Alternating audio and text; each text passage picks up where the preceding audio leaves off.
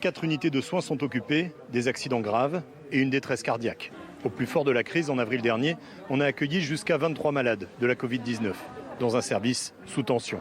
Avec les chiffres actuels des contaminations, tout le monde se prépare à une deuxième vague. Notre hôpital se prépare à prendre en charge ces malades, tout en continuant à donner les soins aux autres malades.